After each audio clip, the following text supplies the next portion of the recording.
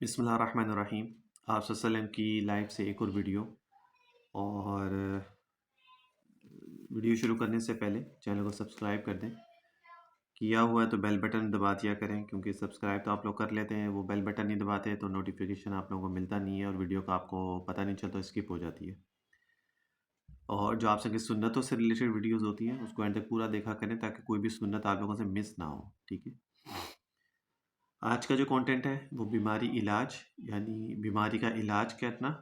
اور مریض کی عیادت کرنا، یہ دونوں چیزیں ہیں،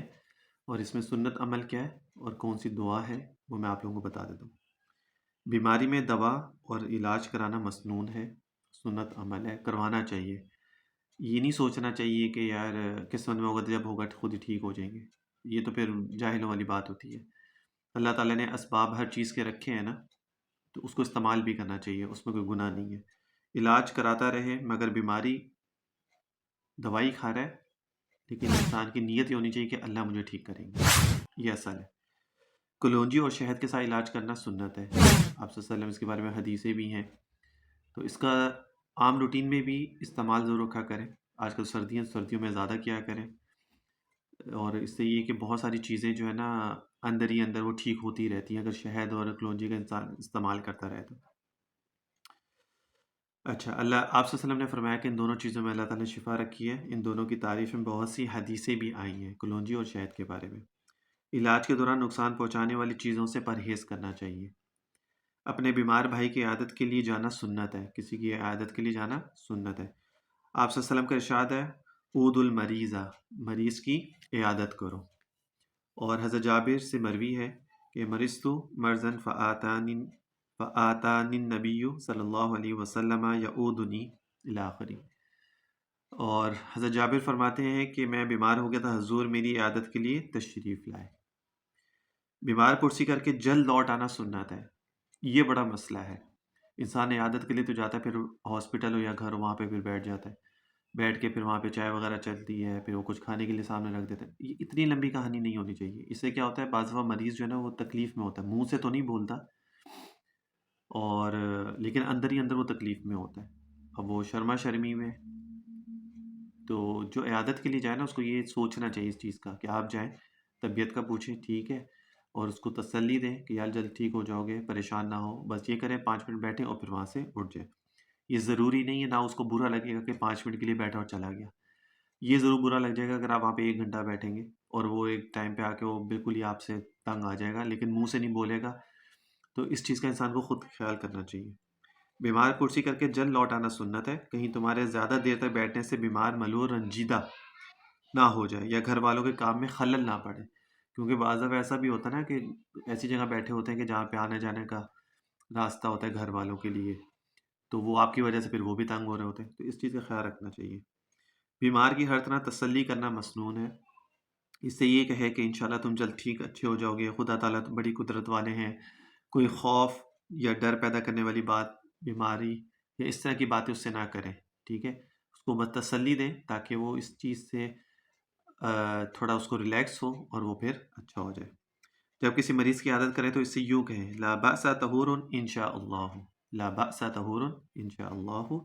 کوئی حرج نہیں، انشاءاللہ بیماری گناہوں سے پاک کرنے والی ہے۔ تسلی دینے والی باتیں کرنی چاہیے، اچھی اچھی باتیں کریں تاکہ اس کو وہ جلدی ٹھیک ہو جائے۔ بیماری آدھی تو انہی چیزوں سے ٹھیک ہو جاتی ہے کہ جب آپ کسی کو تسلی دیتے ہیں، کسی کے ساتھ اچھی باتیں کرتے ہیں، کسی کو یوں کہتے ہیں کہ یار جلدی ٹھیک ہو جاؤ گے، ایسا مسئلہ ہے تو چھوٹی سی بیماری ہے، یہ کوئی ایسا، تو اسی سے وہ اچھی فیلنگس اس کو آتی ہیں اور وہ جلدی ٹھیک ہو جاتا ہے، نہ کہ وہ یار یہ تو بڑا مسئلہ ہے، ہم نے اس دن دیکھا ایک بندہ اس سے مر گیا، ہم نے اس دن دیکھا وہ اس سے مر گیا، اس طرح کی باتیں کریں گے وہ تو بیچارہ جو 3 دن میں ٹھیک ہونا ہے وہ 1 ہفتہ لگ جائے گا اس کو ٹھیک ہونے میں۔ پھر اس کی شفا یابی کے لیے 7 بار یہ دعا پڑھیں۔ اب یہ دعا ہے، آپ کہیں پر بھی جائیں تو یہ جو دعائیں ہیں نا جو نارملی زیادہ استعمال ہوتی ہے روٹین میں، اس کو اپنے موبائل میں ویسے سیو کر کے رکھ لیں، تو آپ جائیں تو وہاں پہ مریض کے لیے یہ دعا جو ہے نا اس کو 7 دفعہ وہاں پہ پڑھ لیا کریں۔ اسأل اللہ العظیم، اسأل اللہ العظیم رب العرش العظیم ان یشفیک، یہ دعا ہے، اس کو 7 دفعہ وہاں پہ آپ پڑھ لیں اس کے پاس میں نا، اسأل اللہ العظیم رب العرش العظیم ان یشفیک، میں اللہ تعالیٰ سے سوال کرتا ہوں جو عظیم ہے، عرش عظیم کا رب ہے، کہ تجھے شفا عطا فرمائے۔ یہ دعا اس کو کرے تو انشاءاللہ تعالیٰ، اگر تو اس کی موت نہیں لکھی ہوگی نا اللہ تعالیٰ نے، یعنی کہ اس کا اگر وقت ابھی پورا نہیں ہوا تو اللہ تعالیٰ اس دعا کی برکت سے اس کو شفا عطا فرما دیں گے، اور اگر اس کا وقت پورا ہو گیا تو پھر تو وہاں پہ نہ کوئی دعا کام آ سکتی، نہ کوئی اور چیز وہاں پہ کام آ سکتی ہے، پھر کچھ نہیں ہو سکتا۔ لیکن ہاں، اگر ابھی اس کی زندگی ہے تو اگر انسان وہاں پہ 7 دفعہ یہ دعا پڑھ لے تو ان شاء اللہ تعالیٰ اس دعا کی برکت سے اللہ تعالیٰ اس کو جلد شفا عطا فرما دیتے۔ یہ تھیں سنتیں علاج کی اور مریض کی عیادت کی۔ آپ صلی اللہ علیہ وسلم نے دونوں طریقے سے علاج کرتے تھے، میں نے مختلف ویڈیوز میں بتایا۔ آپ روحانی علاج بھی کرتے تھے، آپ دوائی کا جڑی بوٹیوں کا علاج بھی کرتے تھے، تو دونوں علاج جو ہیں وہ جائز ہے، روحانی علاج بھی جائز ہے اور یہ والا علاج بھی جائز ہے، تو آپ دونوں رکھیں۔ میں ہمیشہ کہتا ہوں روحانی علاج جو ہے وہ انسان کے لیے زیادہ فائدہ مند ہوتا ہے،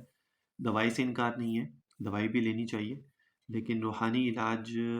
مجھے ایسا لگتا ہے کہ وہ جلدی اثر کرتا ہے، کیونکہ اس میں جتنی تاثیر ہے اور طاقت ہے قرآن میں، حدیث میں جو دعائیں آپ سے بتائی ہیں، اسماء الحسنہ ہے یا اللہ تعالیٰ کے اسم اعظم ہے، ان چیزوں میں جتنی برکات ہیں، لیکن جس کو یقین ہو اس کے لیے، جو صرف ویسی دیکھنے ہو چلو پڑھ لیتے خیر ہے دیکھتے، تو اس کو کوئی فائدہ نہیں ہے، وہ تو نہ ہی کرے تو بہتر ہے۔